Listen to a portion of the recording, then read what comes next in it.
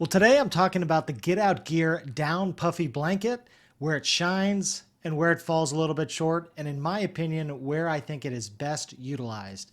And you're watching Andy Parrish Outdoors.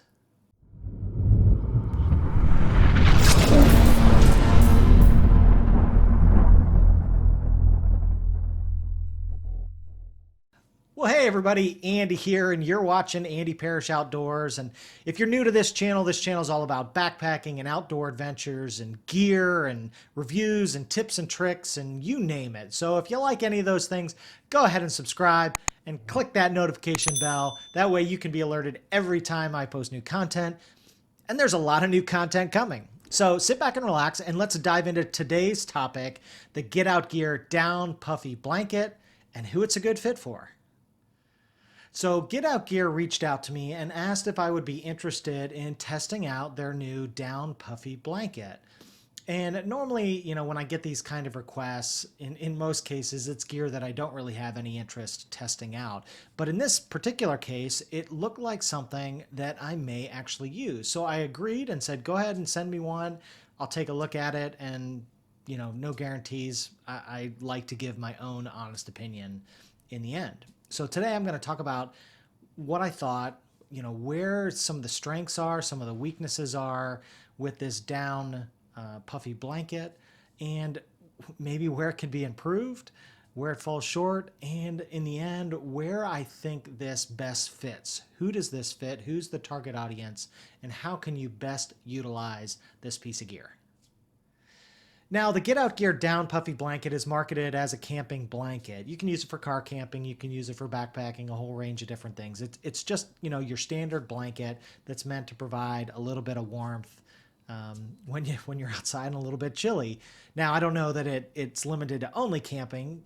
Could you use this at a soccer game, at a football game? Absolutely, you could. And I think where it shines is a couple different areas. Now, the biggest one is for me the size. It's a very usable size. It's 80 inches by 54 inches, so it's a really good size blanket. It's not really one of these undersized ones that only pulls up part way, that doesn't really give you the coverage that you need. So from a size, a dimension standpoint, I think this one is really a great sweet spot. Now, the other area that they really wanted to excel in is the lightweight side. At 17 ounces, so just over a pound, this thing is extremely lightweight and portable. Now, I think there's three parts about how it's constructed that really add some value. The first is that it's filled with 650 fill down, which is a good kind of budget level insulation. It's made with a 20 denier Ripstop Nylon fabric, which is a great balance between durability and still being lightweight. And third, it's coated with a durable water repellent so that if you get spills on it or splashed, usually that water is going to run right off and not soak into the down. Now, if you get a prolonged rain or something like that, it will go through that durable water repellent, but it protects you from kind of the quick splashes and spills like a cup of coffee in the morning. Now, another area where this blanket really shines is the price point. For a down blanket, this one's listed at the time of filming this at $69.99. So under 70 bucks for a down blanket of this size and quality is a compelling price point. A lot of the other down quilts and blankets that you get into, you're typically going to see good quality backpacking level stuff at the low end, maybe $120 to $150 and up. As you get into the really ultra quality high-end cottage companies, you're going to spend anywhere from $250 to $350 depending on the dimensions. So for 70 bucks to get a nice down blanket, that's a pretty sweet spot. Now, it has a few little gimmicky things that have some potential positive use. The first one, the big one really, is that it's got snaps that are built into one side of the long end. So that long end you can take and pull over top of you and snap together, and it makes kind of like a blanket poncho, so that it allows your hands to be free to do other tasks potentially and still provide some warmth as you're walking around. Now, I don't know if there's great use in this, or is it just kind of a novelty, something, to make it look better than it is? I'm not sure. I think there is some potential use out of, just having it snap together so that maybe you're walking around camp and you just don't want it to fall off and you don't want to necessarily be holding it the whole time.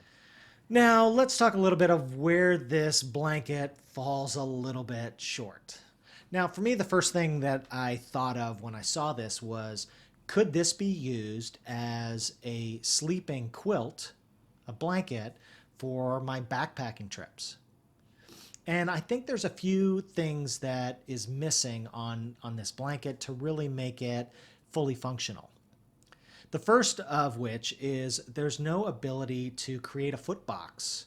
You've got snaps that run down just one side of the blanket, but what you'd really want is on the long ends snaps on the foot end, so that you could pull the blanket together and snap and create some kind of a foot box. A lot of quilts that you buy that are specifically for sleeping while backpacking either have a zipper, have a snap system, have a bungee cord that kind of cinches down to provide a foot box environment to help keep your feet warmer when you're sleeping out in the backcountry. And this doesn't have that ability, but it'd be pretty easy to add that. Some people have even made comments on Amazon of how to go ahead and buy the snaps and put them onto this so that you can kind of create your own pseudo backpacking quilt. It also doesn't have any loops or tie-outs to connect straps to help keep it connected to an air pad if you're sleeping in the backcountry. You've got your inflatable pad, you've got straps a lot of times that will keep that blanket in place, that quilt in place, so that you don't get gaps and cold air rushing in the middle of the night. There's no real way, there's nothing on this blanket that allows you to do that. And again, that would probably be a really simple fix, to just add loops so that you could use your own shock cords, your own toggles, and make your own. Really, really simple idea that could really increase the usability of this blanket. Now, the biggest kind of drawback for me is more the issue with just how heavy of a blanket this is. And from that standpoint, I'm not talking about weight, I'm talking about insulation. This doesn't provide a huge amount of insulation. It's a pretty thin blanket, and it's, in my opinion, probably best for only your warmest weather sleeping. So if you did want to use this in the backcountry, if you wanted to have it to be, a summer blanket, I think it could totally fit for that kind of situation. But if you're getting to temperatures below even 60 degrees, I would really wonder if this is going to provide enough warmth. It's just so thin. The seams are sewn through, so there's no baffle systems in this blanket to provide a greater level of insulation that you would typically find even in a 50-degree camping quilt. This is, lacking that thickness, and therefore it's going to be a little bit colder. It's not going to provide as much insulation out in the backcountry. Now, with those pros and cons, where does this blanket fall? Who's the target audience? Who would this work for, and in what fashion? Well, in my opinion, this would be probably a pretty decent either warm weather sleeping blanket. If you're going car camping, if you're going backpacking, it's got enough of the lightweight side. It's got a great price point. You could take this out 60 degrees, 65 degrees, and probably be okay.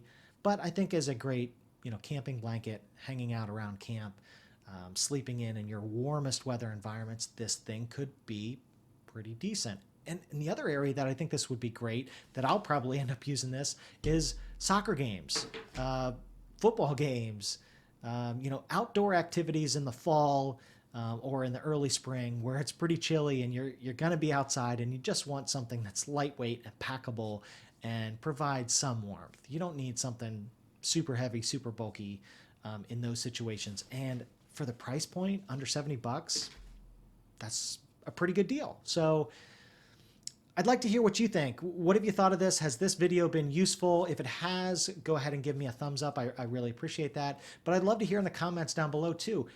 What do you think this could be used for? Would you consider using this for a backpacking blanket? Would you only use it for camping?